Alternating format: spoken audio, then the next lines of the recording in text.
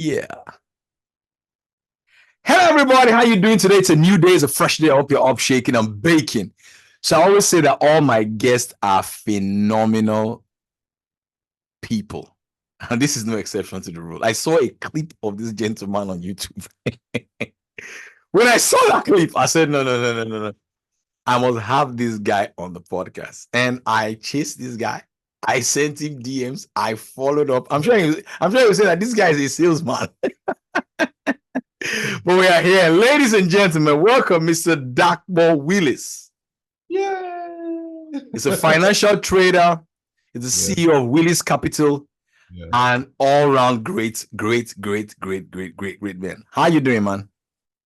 I'm doing good, Paul. It's good to be here, man. Shout out to everybody who listens to this, who watches this. You guys, if you're rocking with Paul, shout out to you, man. Paul is a great guy, man. Thank you. And I'm happy. I'm honored to be here. Thank you.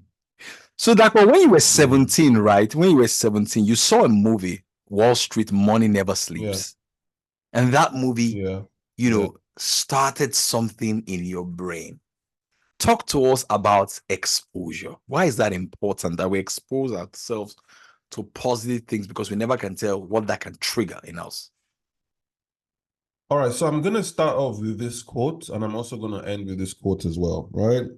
And the quote goes, you need to see more to be more. Come on now. You need to see more to be more. You can only dream as much as your imagination can take you, and your imagination can only imagine as much as it has seen before. We're human beings, like our brain processes stuff like computers. So I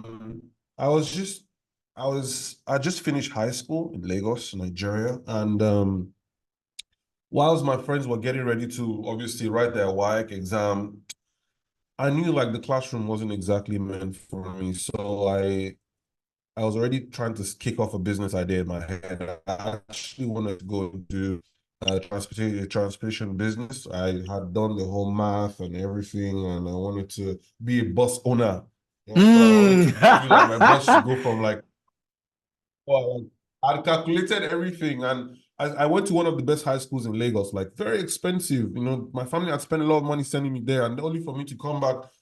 You understand? I mean, we were in Lagos at the time, only for me to come back home and I'm telling them that I want to do bus business. They're like my mom is thinking, like, the only thing she could see at the time was my son wants to be standing in a bus park in Nigeria. Bus, never.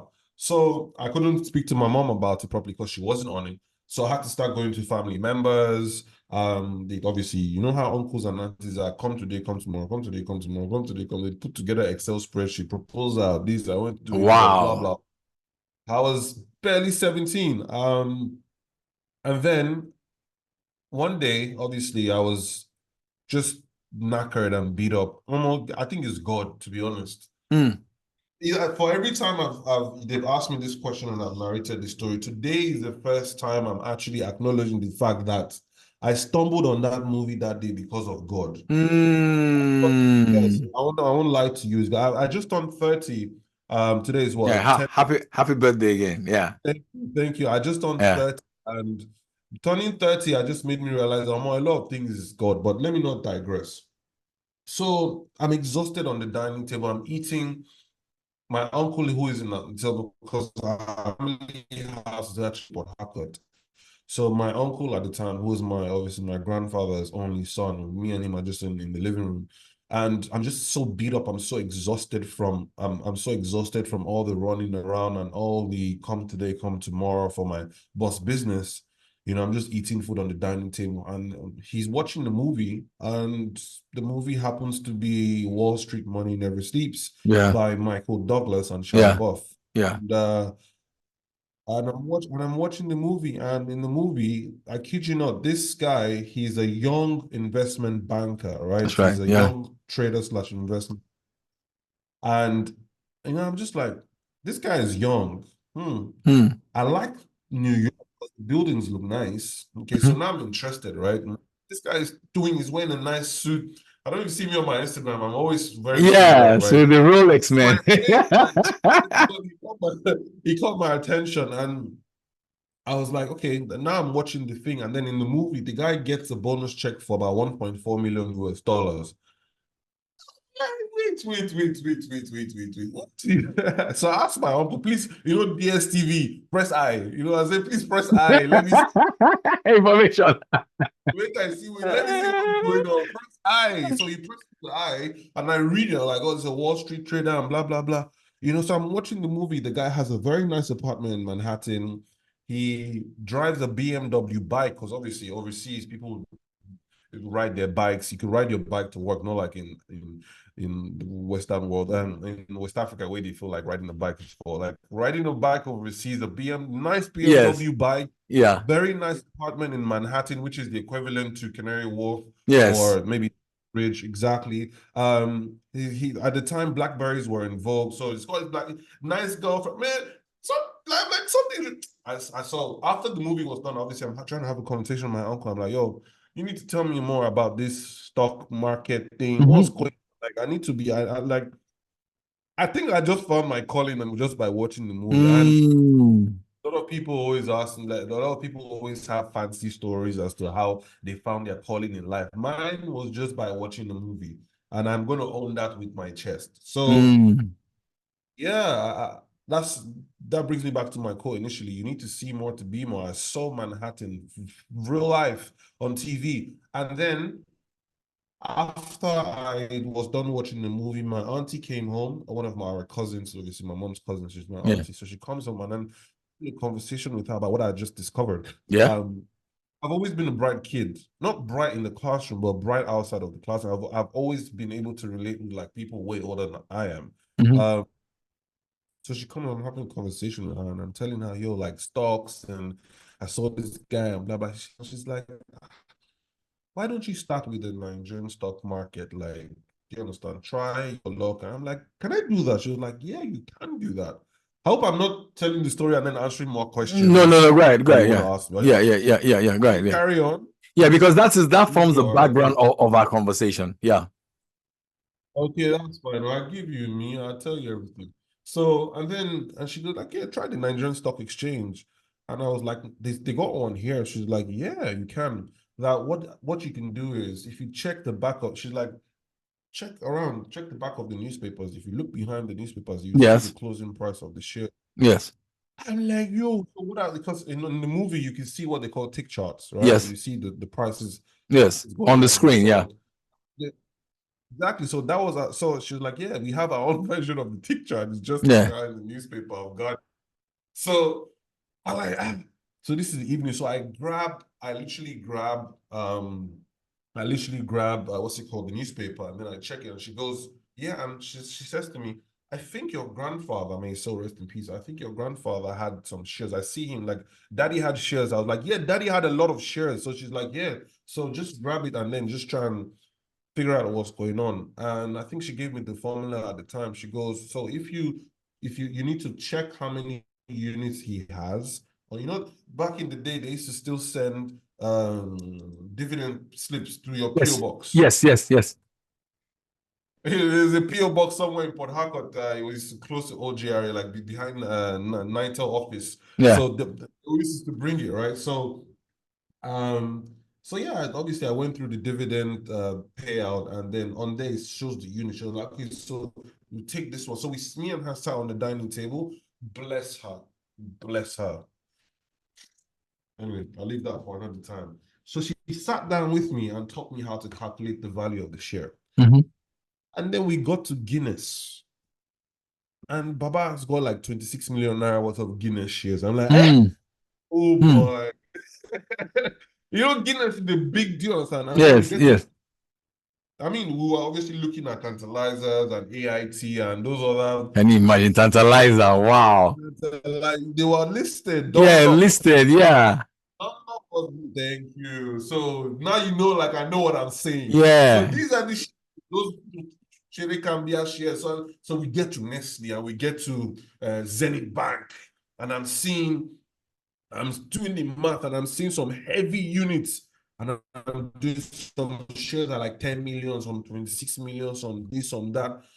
So that was, I mean, then it occurred to me, I was like, I remember first month of every year, my mom, when I was in high school, my mom Your used mom to used to call you that remind your me. granddad, that your grandfather bought shares in your name. No, it wasn't even that. She just used to tell me that I just knew that it was 119,859 that was being paid into my GT Bank Kiddies His account account, yeah. every January because I was underage, right? So I Yes. had GT Kiddies accounts. Bro, stories, man. So it will come, and then I'm like, I told her I have my own dividend. She's like, if you have your own, that means you must have share. I'm like, yeah, daddy bought me Zenith Bank shares.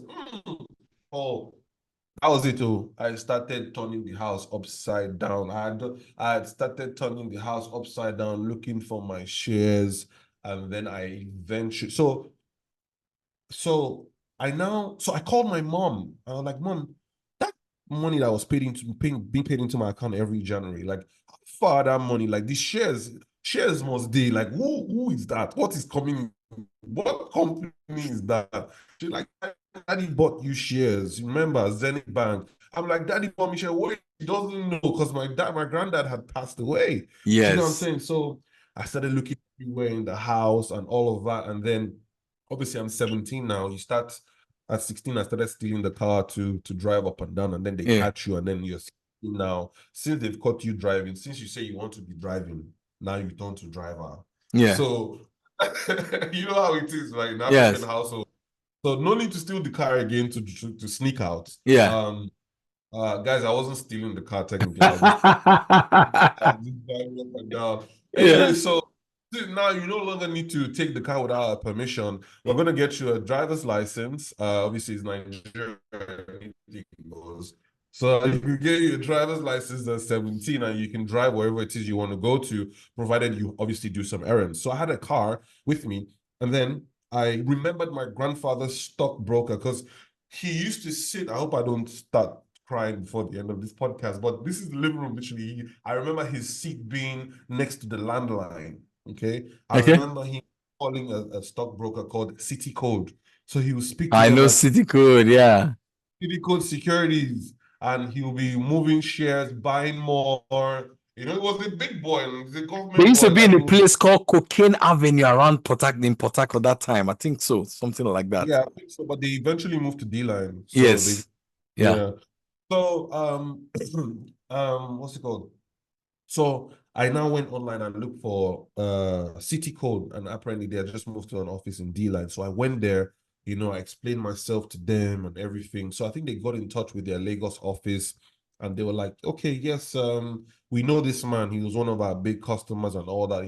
I think the MD of the stock brokerage firm was happy to hear from me. Like he hadn't heard from my family in the Mm. longest time. Obviously, you know how it is. My grandfather passed away. My grandmother and my grandfather had only one son, and you know how African households can be. If you have one boy, the boy like he's ghost. Yeah. Yes. Yes. But the so-called God that they had installed in the Yeah. king's seat Yes. was not picking in that direction. You understand? So they were just happy at least somebody's brain was picking in the securities direction. So we started to do the investigation, but they told me I needed to pay some money for the investigation. So I started to rally around. I think how much did I need? I don't even know how I was able to be. I You had were resourceful, aunties. very I had resourceful. my resourceful, so I did collect from everywhere. So and it wasn't much. Maybe you collect 25,000 naira, you collect 50K from here. Before you know, 200,000 naira. So Mm-hmm. they said they needed. I is Nigerian Stock Exchange to investigate and do all these things doesn't really cost that much. 16.5, 22,000. So I paid, you understand? And they conducted the investigation and they traced my shares to Zenith Bank. I actually had I think about 23,000 units of Zenith Bank shares he had bought for me. And yeah, that was pretty much the beginning of it. But I was 17 at the time, and then I turned 18.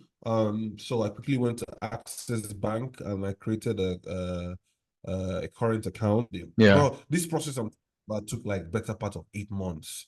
That was when I knew that. See, And you this stayed on my it for that 8 months.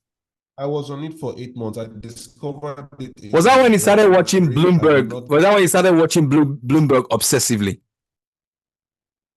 Yeah, so I started watching Bloomberg obsessively after I watched the movie Wall Street Money Never Sleeps, and then I obviously calculated the shares and everything. So the truth is, when I used to watch CNN with my grandparents, on CNN, even on CNN, you can see the tick chart: Nasdaq, S&P 500, FTSE. Yes, You yes. see everything. I used to ask my grandmother, "Hey, mommy, what's going on there?" My grandmother will refer me back to my mom and be like, "I sent your mother to school, University of Port Harcourt, to study economics. Mm, She should tell you." mm, So I knew. So that was it. But a couple of times I had stumbled on Bloomberg and CNBC. But yes, Bloomberg and CNBC have like a portion of the screen is just numbers. So I yes. was like, at the time I was like, I can't watch this. This is too much. But when I then watched the movie and I had a fair idea of what's going on in the markets, I went back to the channel, CNBC and Bloomberg, and everything made sense to me. And that was Mm. how I obsessively started watching it. Bro, Bloomberg, I watched Bloomberg from 9 a.m. till 10 p.m. Come in the on, night. man. I like this kind of obsession. Yeah, that's it. That's it. That's the I key know to success. everybody on Bloomberg. Manus Cranny wakes up in London, first of all. Yeah. Is it called, man? You know Manus? Manus wakes Yes. up in London. Exactly. And there are a couple of other people that have been changed. Then you go over to New York session. Before New York session opens, you have Tom Keene, who does his podcast. And then you have Scarlett Fu, you have Betty Liu. I think Betty has moved to New York Stock Exchange now. We had Trish Reagan. She was so beautiful. Yeah. Trish Reagan used to do Closing Bell on Bloomberg with Matt Miller. Was it Matt Miller? What Yeah. Matt Macmillan was very stylish as well. It was very stylish.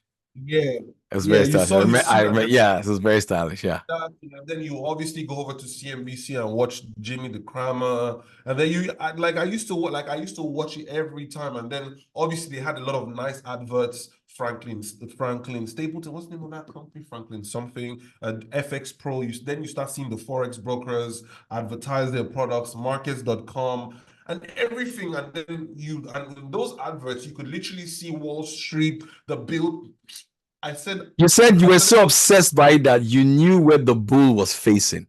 I knew where the bull was facing. I had not even left the shores of And you're not left in the shores of I Nigeria. had not gone anywhere. Let I me started. fast track. Let me fast track a little bit. Let me fast track. There's something you said in my research of you. You went to Coventry University in the UK, right? Yeah, Great. yeah, And they yeah, you used to go from Coventry to Canary Wharf. yeah, exactly. Great. Canary Wharf. And you were in this coffee store one day and Yeah, you met a guy. You were doing your tradings and then you had a conversation with the guy. And that was your first, in quotes, mentor. What do you say to people, to young people who are afraid to take risk, just expose themselves in the right places? Because you never can tell what will happen when you expose yourself to these things. Random things may bring great things in your life. Yeah. so the gospel truth about risk is this: a lot of people are living a very dispassionate life. A lot of Mm. people are just walking zombies. Mm. A lot of people are not living out their purpose. I used to date this girl. She just used to wake up in the morning, go to work. I mean, she liked what she did, but she lived a very mundane life, and I just used to look at her with so much pity. And the thing is, people that do that, they give themselves an excuse like, I just like I just like this. Yes. But then when you see people who are doing big things, you start to hate and snag on them. That's when I Yes. realized that there was a real issue, because a lot of people they're not living their truth. You know why? Mm. They're not living their truth because they're too scared to even try anything outside of their comfort zone. Amazing. They're too scared to fail. Before I tell you about the coffee shop story, there's something I used to tell my CFO when I had a CFO, best believe I was still in second year of university. His name is Chidebere. He was in my house over the weekend. Wow. We had dinner. I used to tell Chidi, he's a big boy now. I used to tell Chidi, I said, Chidi, now is the time to fail. And I was like, because at the time we were in Canary Wharf, we had done a lot of crazy things. I'm gonna still come back to that question. We've done a lot of crazy things. We seem to be on the top of things. We were barely 22 years old, Yeah. and I was telling him now is the time to fail. So he was scared. He was like, "Does that mean we're going to fail?" I said, "No, but I'd rather fail now that I have no responsibilities. Come on, I brother. don't owe I owe nobody school fees. Mm. I don't even need to take care of myself because I'm still on Mm. pocket money. Money, yeah. All I need to do is make up with my parents and make up with my family because I used to fight half the time. Like, you guys won't tell me what to do. I Mm. know what I want to do in my life. Really and truly, all I need to do, I said, even when I go back to Nigeria, I'm still gonna stay in my family house. If I tell them I'm moving out of my family house, they won't even let me. So, Mm. bro, and the same goes for as well. So I said we're 21, 22 respectively. Mm.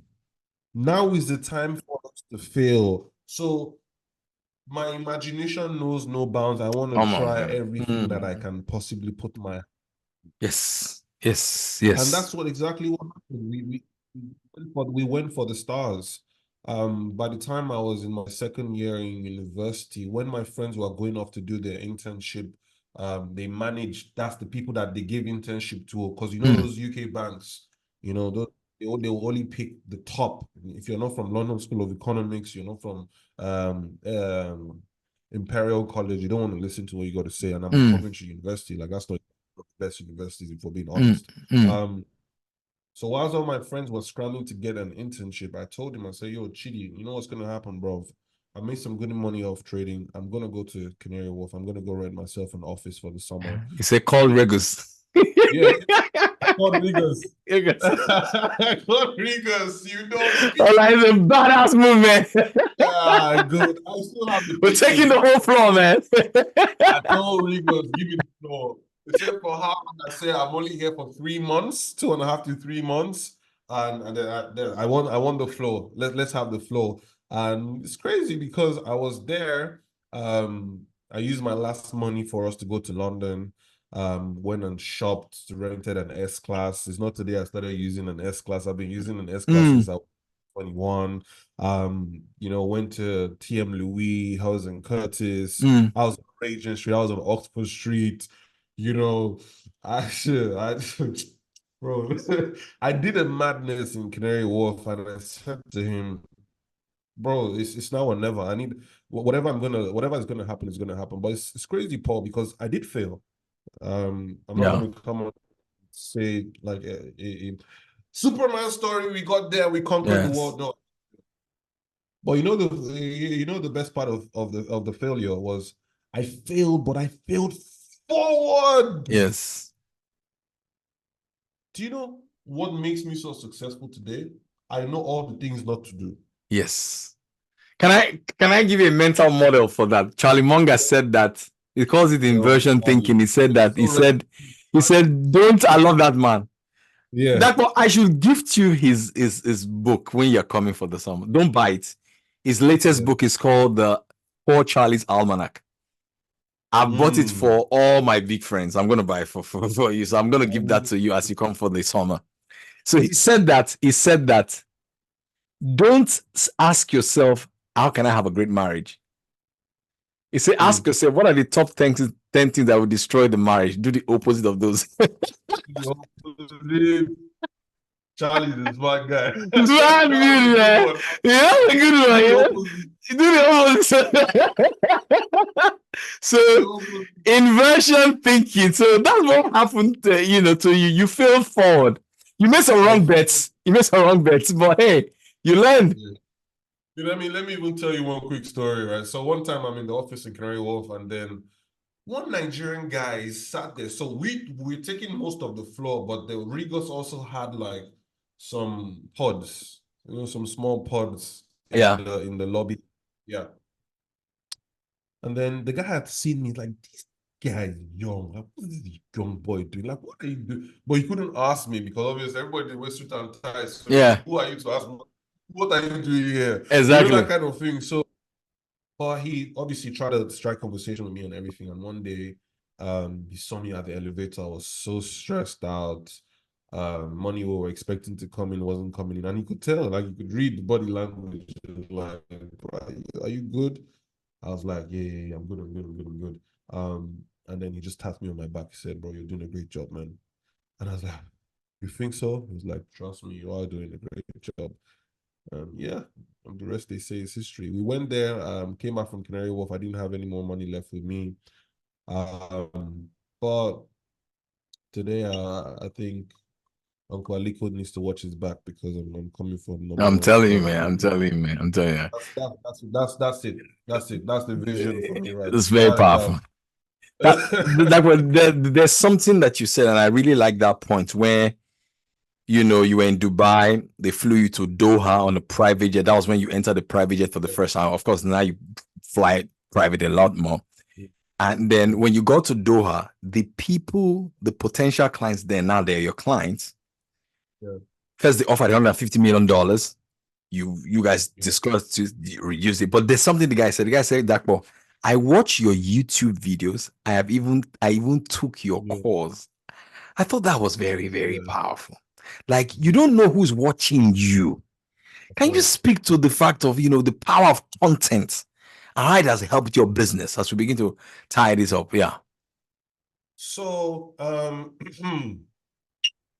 where do I start from in terms of content? I mean, right now, I don't even think I've even scratched the surface when it comes to content. I've got my videographer here. I'm in Lagos.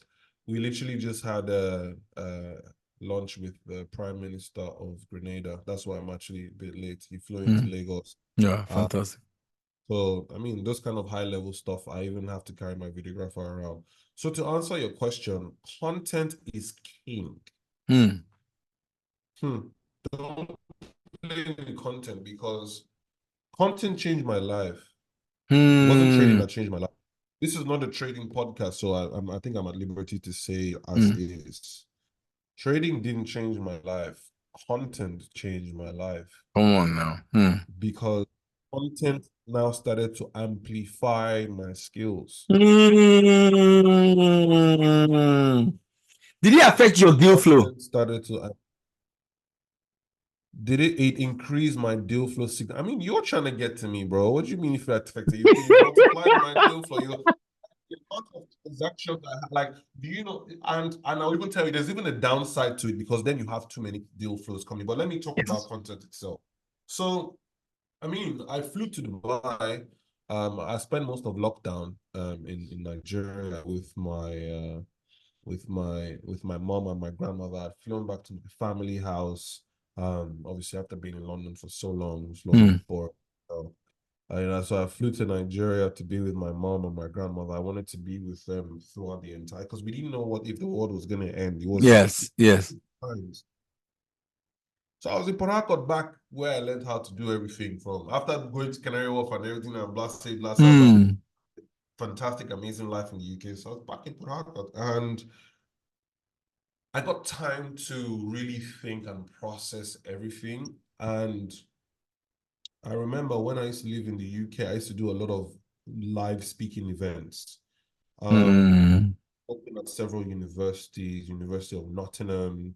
If you go on my Facebook page, Instagram is all recent stuff and all of that. If you go on my Facebook page, you see me around the Canary Wharf times. What I used to literally, this is the business model. Like we would go and then we'll speak at different universities. So I've spoken at the University of Nottingham, Coventry University, of course, University of Hertfordshire, University of Edinburgh, Warwick University, probably about top, maybe like 10 different universities. So, but then obviously I would finish the speech and then everybody would be wild and all that. But I realized that, I mean, maybe if a hall of 120 people, maybe we'll be able to poach maybe 20 people at best. I mean, it was decent, but it wasn't fantastic. So after some time, I really got discouraged when it came to doing live speaking, and I'm trying to get to why content is so important. So me being back in me, obviously I used to fly back to Nigeria a lot, and I remember I literally not done a live speaking gig in almost 2 years, and then one time my dad is literally bugging me like, Daps, listen, my church, you know, they're doing this live event. It's called Digital Wealth Week, and I've spoken so much about you to my part. And at the time, Facebook was more of images. So I would just post, just finish an event, Mm, forget mm, about mm. video content, right? So people who went for the events knew me, people who followed me on Facebook, and you know, Facebook wasn't a public place per se. It was more of your friends, your Yeah, set. So it's yeah, even a close-knitted people that are seeing you, yeah. you know, stuff like that. So and my dad is like, yo, you need to come. Like, you know, he's my dad, so obviously he believes in me, even if what I'm saying is gibberish.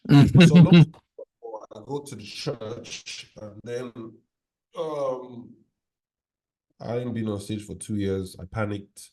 So I literally went there with a presentation slide, and then I go on stage. Once I saw people in front of me, I didn't even need to look at the slide anymore. It was go time, Mm, and wowed everybody, including the general overseer of the mm, church. And when I was done, let's take pictures. And I wasn't the only speaker. I was one of the last speakers, but I noticed the audience was sleeping off on everything. So mm. I think it was, when something is your calling, is your It calling. is, yeah. I guess. It is.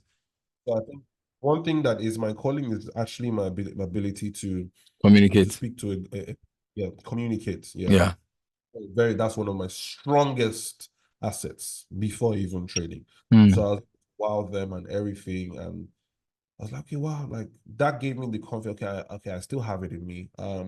Couple of brokers obviously started to fly me out to different parts of Nigeria to do speaking on their mm, behalf. Um, Started getting paid for that as well. I mean, a hall of 250 people, I'll make sure 200 people signed up just by me speaking to them. mm, But one day I sat down and I was telling my dad, I said, yo, dad, the world is moving past live events, physical mm. events, you know. And at the time, I started watching a lot of YouTube videos. You see young, small boys. And this time I'm turning 23, 24.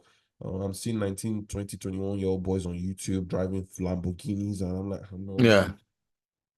And I said to my dad, I'm like, yo, dad, like for how long? Like the thing about speaking to people in a classroom or speaking to people in the hall, 200 people, is only 200 people are going to hear this message. That's right. That's right. I need my message to reach more So people. you have to scale the message. I need to scale this message. So I now had to go. I now did a 3-month period whereby, you know, I was like, Paul, you won't believe something, right? Mm, At the time, I would comfortably speak to 50,000 people. Like I would speak to 50,000 people and not flinch and be okay. But the moment you put a camera in front of me, I don't even know, like I will start to fumble my lines. But people, if you're listening to this, you see me, I'm flowing very well in front of these cameras. I got 3, 4 cameras in front of me. When I tried to start putting my message on digital platforms, I used to do rubbish mm. and had to train myself because that was the future. That was the only way. That Yeah. was the only way. I needed to put, I told my dad, Daddy, I need to put, like, sometimes you call me, why? You said, I said, what you're doing? I said, Dad, I need to put the camera on. Mm, I, like, I was hard on myself, you know? I said, okay, then, but you're so good, you know, because I mean, it's you know your strengths and you know your weaknesses. And exactly. sometimes only looking at your strengths and telling you are great, but you know that look, there's this thing I need, I could be here. I'm not comfortable where I Mm, am. mm. Like, so what's going to happen? What's going to happen? So lockdown, I just I, my head just switched. I just and then you start overthinking everything. I need a new camera, blah, blah. One day I just put my iPhone on, bought a tripod, told my grandmother, my grandmother is, well, now obviously I'm in Port Harcourt, and then we went to the shop. My grandmother loves going shopping, so I put her in the car and I drive. Obviously, I have a significant amount of money that I made from trading, and I went and just bought little things for like a mini studio setup. And Mm-hmm. I'll just be there, just recording. So what I did was, if you're listening to this, I started off with webinars. So with webinars, they're people. Yeah. Yeah. The problem I had was I just didn't understand how I would just be talking to a camera and I couldn't see any reaction. So I couldn't tell if what I was saying was rubbish. Mm. So if you're listening to this and you're having challenges webinar content and all that, you whatever mental limitation you have might vary from mine, but I'm just telling you what my own issue was. Yeah. The camera in front of me, this is a thing. If I'm cracking a joke, if there's an audience, I can tell if what I'm saying makes sense by their body language. On Exactly. camera, no body language. So that was my challenge. But long story short, bro, I just put the camera on and I just used to talk. And so like, sorry, back to what I was saying. So I started with webinars. So on the webinars, I will always say, if you're feeling what I'm saying, type Y in the question box, and bro, the Y's go. High level of Webinar. So engagement. high level of engagement. So I use my strength to try and pivot into my weaknesses. You get what I'm saying? So I've got so what I do was I started doing webinars. So now I'd gone from doing live events with only 200 and something people. Now, at least with webinars, I could reach the bigger audience that I wanted to reach, but Yes, not yes. as a proper video. So obviously, to do webinars, and then I started putting on the camera whilst I was doing webinars. And after some time, I just look at the hi guys, my name is Tapolis, amazing to have you here, blah, blah, blah. It's your boy, I'm chilling with you, blah, blah, blah. Talk. So now I just used to do that. And I spent most of lockdown doing that. So as at the time when I got to Dubai, Dubai was in my apartment. I moved into I literally did not know anybody in Dubai. My food together. Didn't really contract myself. Me, my Wow. computer, and my camera. Wow. So I had to make it work. I had to make both trading and I had to make. Oh, and it's been unstable. Sorry That's a about that. tough choice, man. Yeah, I had to make the trading and I had to make, obviously trading was already paying, but I had to make the trading and I had to make the content work. I had to. It's a very expensive city, so I started putting out a lot of content. You won't believe I was recording 3 YouTube videos a day. I would wake up in the morning. Whoa. I know this is where they go now. I would wake up in the morning. I would iron my shirt. I did it like I was a full-time job. Job. I Come on, man. got everything. Hmm. Obviously, I practiced a lot during lockdown. See, it was I said this is my job. I iron my shirt in the morning. I will record a video. By the time I'm done with that, I will script out the next one. So at the time I was doing 2, 3 videos a day and we were editing them and we were publishing them.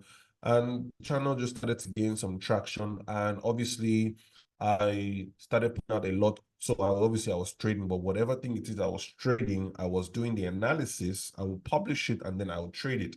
So I had no, for me, I just wanted to make a name for myself, build a community, nothing to, you understand? Like, I just wanted to, do you understand, diversify income and all of that. Yes. And obviously, I'd made a certain amount of money from trading, but I felt like I could be more. Bro, before I knew, I think there was a video I released one time on YouTube. You never really know where your big break will come from. Yes, ready The to go video that viral. Yeah.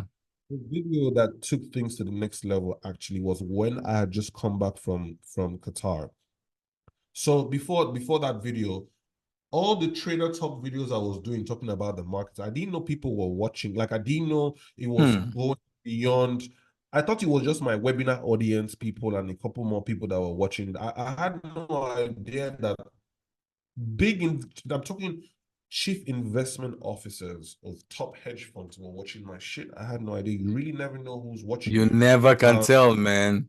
You know who's watching you. So, and then obviously, like you said, I got there and they were like, yeah, I watch your videos. It's very As powerful. a matter of fact, I always anticipate for when your videos will come out. He Oh. asked me, I know you release your videos on Saturdays. Whoa. That level of detail. I hope this meeting is not going to interfere with your video that's coming out.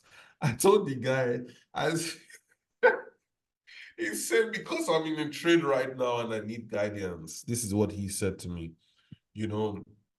And it wasn't just one guy. There were like 8 guys who had been watching my videos.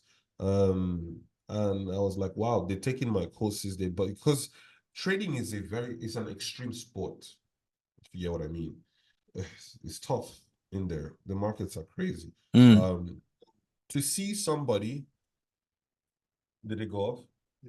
To see somebody chop up the charts the way I chop up the charts, they were obviously amazed, like, wow. So they bought the course. I was pretty much their teacher. And guys, there's something I want to tell you, please. This is the importance of content.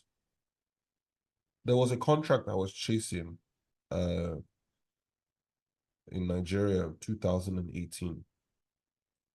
It was so difficult for me to secure the contract, simply because the man who was supposed to sign off for the contract, he knew me, but he didn't know me. Like, he knew of, like, he knew me, like, I know your mom, you're that little boy. But he didn't know me, like, know me on a high Yes. level. Yes. On a high level. Yes. Yes. But when I walked into that meeting in Doha, those motherfuckers knew me.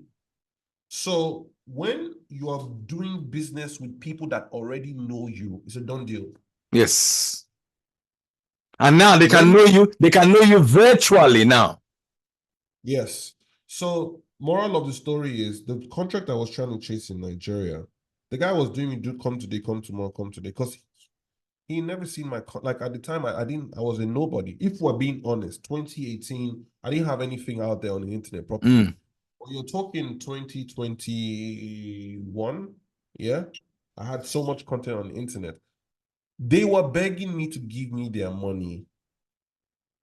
But in 2018, because I didn't have any content out there, they were telling me, come today, come tomorrow. So there's a concept called positioning and prospecting.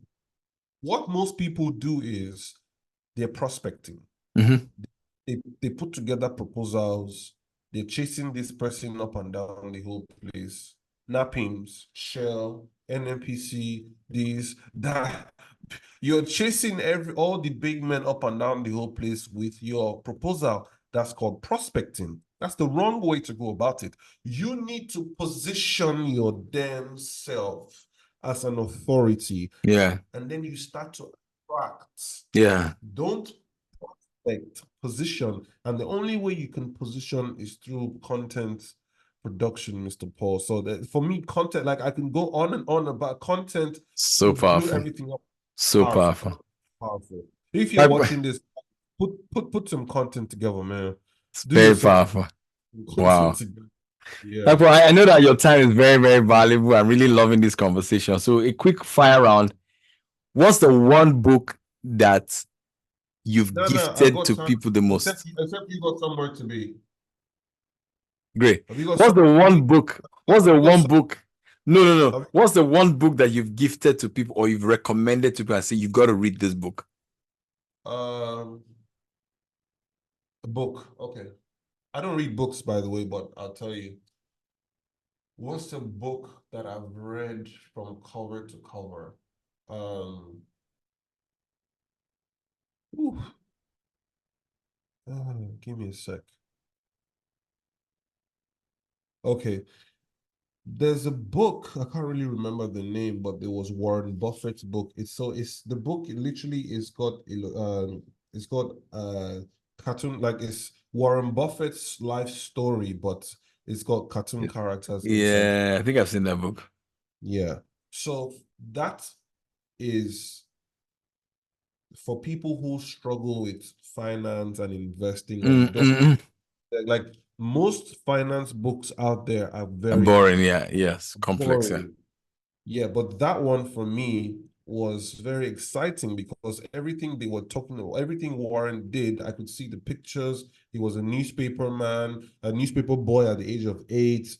The money he made from selling newspapers, he told his dad to open a stock brokerage account in his dad's name. He started to invest in Coca-Cola. Yeah, And, the book takes you from the beginning to almost, obviously, towards the end of Warren Buffett's life. So if you're trying to get into investing and you want a story that can inspire you, that is not going to give you brain freeze, you can start with that. I really like that, but I don't read books. I'm not the type to read. fantastic. And this is why Fair enough. I struggled very seriously in high school because I just don't like reading books. When But I got you learn a lot from observing and watching, I Yeah, guess. so when I got to Coventry University, in Nigeria, you have to read and you have to pour it out. I really struggled. My grades were fluctuating so badly. But when I got to Coventry University, the teaching style is different. Yeah. You're watching more videos. So, and this is a lesson to everybody. I didn't know I was this intelligent until I found my learning style. Whoa. Paul, I don't think you want to leave this podcast. I got gems for you guys. If you leave this early, you're doing your audience is very Please go ahead. Just can I take a pee break? yeah, of course. Take your time. If you need so my videographer was telling So me, you were talking about your learning style. yeah, before I say that, my videographer was just telling me he just learned something about posting content that he ain't posted on his thing for the longest time, and he's gonna go start posting now. So kudos to Oh. you, Paul. You just inspired my videographer. Thank you. Thank you. Thank you. So yeah, Thank you. conversation. So yeah, let's carry on. Yeah. Yeah. So guys, sorry. Yeah. Guys, if this podcast has to end quickly, just know it's Paul's fault, not my fault. He got it. He got it from Okay. day four. Yeah. There's another lady called Deb. So the Power Hour. I don't know if you know her, Deb something, Deb someone. Is it a podcast? Yeah, Power Hour with Debbie something, Deb something. I don't know her. When we did the first podcast, she was like, "I gotta have you back on my show. I gotta Mm. have you back on my show." But yeah, anyway, let's carry on. So I This was saying guy. Yeah. So you were talking about your learning style when you went to Coventry. You now realize that this is how you learn, and you didn't know how intelligent you were until you discovered it. bro, they're forcing kids. You got 45 kids in the classroom. You're forcing everybody to learn the exact same way. Yeah. People who cannot assimilate like other students, you're calling them dumb. Hmm. The educational system in Nigeria has failed kids. Hmm. School failed me. I didn't fail school. Hmm. I like that. Wow, you guys don't be bombs, man. Bars. I'm the richest black man in the world at some point. So you cannot tell me I failed school. School failed me. My professors ain't got nothing on me. They all Hmm. message Facebook right now. I'm paying my professors rent and all that shit up and down the whole place, sending them money half the time. You failed me. You told me I wasn't good enough. But now I'm taking care of you. No pun intended. I'll do it because I love you guys. But Paul, you'd be the judge of this. I didn't fail school. School failed me. Hmm. Because they fail to identify what this guy was good at. Although there was a teacher in my high school, Mrs. Johnson, and one of my other English teacher, and she took me in because all the teachers were like, ah. She was quite an influential teacher at the time, Hmm. and I was doing really badly, but she structured me in such a way whereby you won't believe that in as much as I wasn't doing very well in school, I ended up becoming the senior prefect of my school because somebody identified something in me and guided me. I was a senior prefect in my school. I was. So, and then that gave me confidence because you're telling this child doesn't know anything, you're dumb, you're this, you're that. And I get to the UK and first of all, I'm even studying sciences in secondary school, which I shouldn't even have been doing that in the first place. And parents are not even doing a great job because the truth is, I wanted to become a pilot. I like flying. But my parents told me, you have to do aerospace technology. You have to do aerospace engineering before you fly. You see, they were not even thinking. My mom is going to watch this and mommy, that wasn't exactly bright of you, but I forgive you. I love you. I'll buy you some new Gucci bags. This But that guy. wasn't a bright that was not a bright move at all. She knows, I don't even. But anyway, so and then I'm studying sciences, which I shouldn't have been doing. And then I get to the UK and they sent me to the UK to actually study aerospace technology. I get there and I change to business management. Paul, I get into this is somebody who struggled to get his my IGCSE result was D to C's. That's why I went to Coventry University because it Oh, was a low barrier to entry. hmm. University was picking all the Nigerians. If you get results, you don't get results. As long as you don't write exam. I had D and 2 C's. So doing sciences, I shouldn't have been doing that, but they put me in. I went to Coventry University. I was there, like, I cannot do chemistry for another year. I saw the chemistry professor, his glasses looked exactly like yours. I'm like, man, I ain't doing this shit with this nigga no more, man. You not know, but trust me that day. I ain't doing this. On the day of Oh my enrollment, goodness. from you to the business and humanities pathway, they put me in the classroom. Long story short, me and my friend, my CFO, who eventually became my CFO, that's why he's my CFO. We had, by the time we were done with International Foundation Program, we had all A's, and we got a scholarship to I had a scholarship in my first year of Coventry University. First year, like after IFP. I can imagine how your mom felt, man. Imagine just 1 year in the UK, doing what I wanted to do, under the right environment, and knowing my learning style. Yeah. Learning style is Self-awareness. Self-awareness. My learning style is watching videos. I learned how to trade Forex on YouTube. Mochi, oh my goodness. I learned how to trade on YouTube. So you asked me what books do I like? I just told you, Go okay. watch a movie, man. Go watch YouTube videos. Yeah, and then click for there's a book called Traffic Secret. No. Yes, Russell Brunson. Yeah, so you Russell need to Brunson. read .com secrets. Yes. You read expert secrets and Yeah. traffic. .com secrets is the only .com secrets is the only book I've read cover to cover. Expert secrets as well, and then traffic secrets as well. These are the only books I've ever read cover to cover, apart from the Warren Buffett one. Apart from that, I don't read. But you see YouTube, if you want to change your life, go and watch Grant Cardone. Grant Cardone changed my life. Yeah, I feel the same way as well. Bro. Yeah, I feel the same way as well. It's a great man. It's a great man. No matter what people say, it's a great man. Great guy. He's great guy about the objections to the sale, and he's telling, I just closed the sale, and you are seeing the private jets he's buying with the sale. It's sale, yes. But you put me in a chemistry, you put me in a physics class, and this shit is abstract. You're telling me about Newton's law of physics. Bro, at least throw some freaking apple from the tree. Let me even visualize this thing. No. Baba is telling me to leave me. Like, we need to end this conversation so that, because some people can't even watch stuff for too long because of attention span. So this is a good place. This is a good place to say, wow, that boy.